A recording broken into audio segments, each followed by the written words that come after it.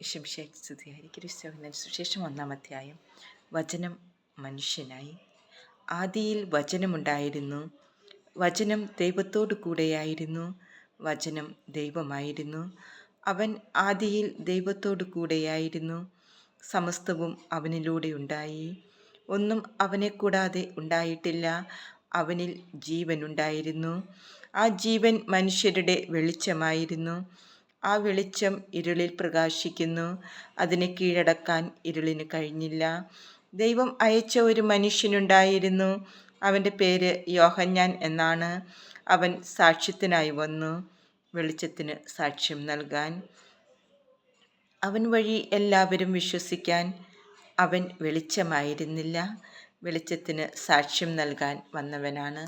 എല്ലാ മനുഷ്യരെയും പ്രകാശിപ്പിക്കുന്ന യഥാർത്ഥ വെളിച്ചം ലോകത്തിലേക്ക് വരുന്നുണ്ടായിരുന്നു. അവൻ ലോകത്തിലായിരുന്നു, ലോകം അവനിലൂടെ സൃഷ്ടിക്കപ്പെട്ടു, എങ്കിലും ലോകം അവനെ അറിഞ്ഞില്ല. അവൻ സ്വജനത്തിൻ്റെ അടുത്തേക്ക് വന്നു, എന്നാൽ അവർ അവനെ സ്വീകരിച്ചില്ല. തന്നെ സ്വീകരിച്ചവർക്കെല്ലാം, തൻ്റെ നാമത്തിൽ വിശ്വസിക്കുന്നവർക്കെല്ലാം ദൈവമക്കളാകാൻ അവൻ കഴിവ് നൽകി.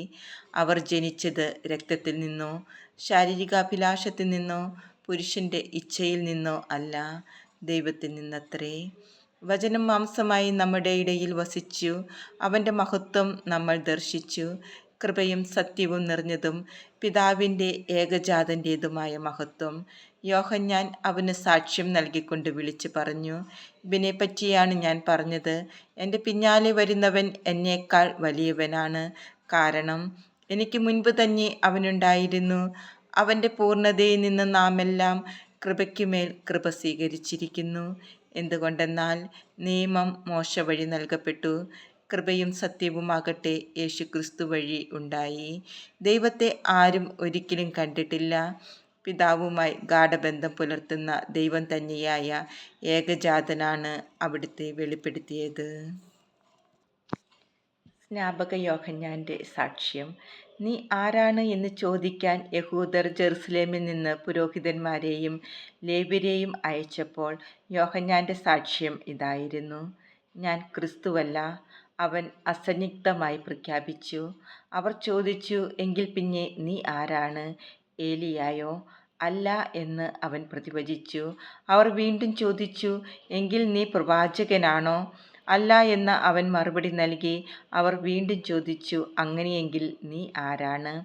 ഞങ്ങളെ അയച്ചവർക്ക് ഞങ്ങൾ എന്ത് മറുപടി കൊടുക്കണം? നിന്നെക്കുറിച്ച് തന്നെ നീ എന്ത് പറയുന്നു? അവൻ പറഞ്ഞു, യെശയ്യാ ദീർഘദർശി പ്രവചിച്ചതുപോലെ, കർത്താവിൻ്റെ വഴികൾ നേരെയാക്കുവിൻ എന്ന് മരുഭൂമിയിൽ വിളിച്ചു പറയുന്നവൻ്റെ ശബ്ദമാണ് ഞാൻ.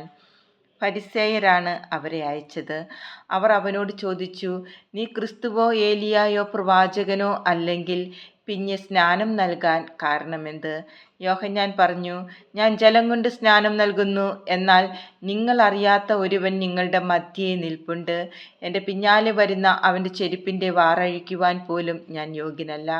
യോഹന്നാൻ സ്നാനം നൽകിക്കൊണ്ടിരുന്ന ജോർദാൻ്റെ അക്കരെ ബെഥാനിയയിലാണ് ഇത് സംഭവിച്ചത്.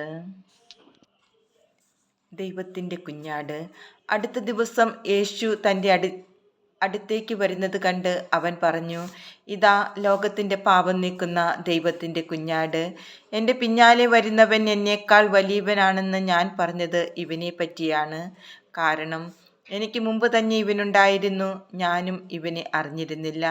എന്നാൽ ഇവനെ ഇസ്രായേലിന് വെളിപ്പെടുത്താൻ വേണ്ടിയാണ് ഞാൻ വന്ന് ജലത്താൽ സ്നാനം നൽകുന്നത്. ആത്മാവ് പ്രാവിനെ പോലെ സ്വർഗത്തിൽ നിന്ന് ഇറങ്ങി വന്ന് അവൻ്റെ മേൽ ആവസിക്കുന്നത് താൻ കണ്ടു എന്ന് യോഹന്നാൻ സാക്ഷ്യപ്പെടുത്തി.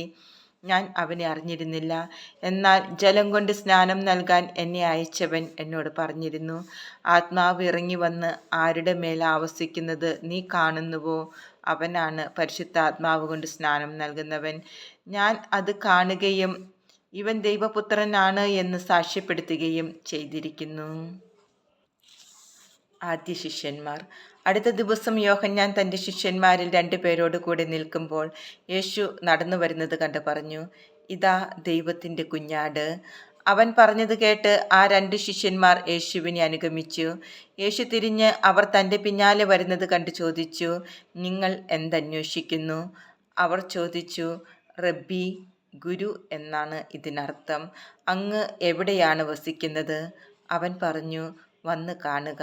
അവർ ചെന്ന് അവൻ വസിക്കുന്നിടം കാണുകയും അന്ന് അവനോടുകൂടെ താമസിക്കുകയും ചെയ്തു. അപ്പോൾ ഏകദേശം 10-ാം മണിക്കൂറായിരുന്നു. യോഹന്നാൻ പറഞ്ഞത് കേട്ട് അവനെ അനുഗമിച്ച ആ 2 പേരിൽ ഒരുവൻ ശിമയോൻ പത്രോസിൻ്റെ സഹോദരൻ അന്ത്രയോസ് ആയിരുന്നു. അവൻ ആദ്യമേ തൻ്റെ സഹോദരനായ ശിമയോനെ കണ്ട് അവനോട്, ഞങ്ങൾ മിശിഹായെ, ക്രിസ്തുവിനെ കണ്ടു എന്ന് പറഞ്ഞു. അവനെ യേശുവിൻ്റെ അടുത്ത് കൊണ്ടുവന്നു. യേശു അവനെ നോക്കി പറഞ്ഞു, നീ യോഹന്നാൻ്റെ പുത്രനായ ശിമയോനാണ്. കേപ്പ, പാറ എന്ന് നീ വിളിക്കപ്പെടും. പീലിപ്പോസും നഥാനയേലും. പിറ്റേ ദിവസം അവൻ ഗലീലിയയിലേക്ക് പോകാൻ ഒരുങ്ങി. പീലിപ്പോസിനെ കണ്ടപ്പോൾ യേശു അവനോട് പറഞ്ഞു, എന്നെ അനുഗമിക്കുക.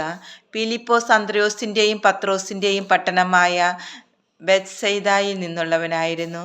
പീലിപ്പോസ് നഥാനയേലിനെ കണ്ട് അവനോട് പറഞ്ഞു, മോശയുടെ നിയമത്തിലും പ്രവാചക ഗ്രന്ഥങ്ങളിലും ആരെപ്പറ്റി എഴുതിയിരിക്കുന്നുവോ അവനെ, ജോസഫിൻ്റെ മകൻ നസറത്തിൽ നിന്നുള്ള യേശുവിനെ ഞങ്ങൾ കണ്ടു. നഥാനയേൽ ചോദിച്ചു, നസറത്തിൽ നിന്ന് എന്തെങ്കിലും നന്മ ഉണ്ടാകുമോ? പീലിപ്പോസ് പറഞ്ഞു, വന്ന് കാണുക. നഥാനയേൽ തൻ്റെ അടുത്തേക്ക് വരുന്നത് കണ്ട് യേശു അവനെപ്പറ്റി പറഞ്ഞു, ഇതാ നിഷ്കപടനായ ഒരു യഥാർത്ഥ ഇസ്രായേൽക്കാരൻ. അപ്പോൾ നഥാനയേൽ ചോദിച്ചു, നീ എന്നെ എങ്ങനെ അറിയുന്നു? യേശു മറുപടി പറഞ്ഞു, പീലിപ്പോസ് നിന്നെ വിളിക്കുന്നതിന് മുമ്പ് നീ അത്തിമരത്തിൻ്റെ ചുവട്ടിലിരിക്കുമ്പോൾ ഞാൻ നിന്നെ കണ്ടു. നഥാനയേൽ പറഞ്ഞു, റബ്ബി, അങ്ങ് ദൈവപുത്രനാണ്, ഇസ്രായേലിൻ്റെ രാജാവാണ്. യേശു പറഞ്ഞു, അത്തിമരത്തിൻ്റെ ചുവട്ടിൽ നിന്നെ കണ്ടു എന്ന് ഞാൻ പറഞ്ഞതുകൊണ്ട് നീ എന്നിൽ വിശ്വസിക്കുന്നു അല്ലേ?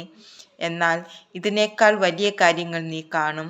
അവൻ തുടർന്നു, സത്യസത്യമായി ഞാൻ നിങ്ങളോട് പറയുന്നു, സ്വർഗം തുറക്കപ്പെടുന്നതും ദൈവദൂതന്മാർ കയറിപ്പോകുന്നതും മനുഷ്യപുത്രൻ്റെ മേൽ ഇറങ്ങി വരുന്നതും നിങ്ങൾ കാണും.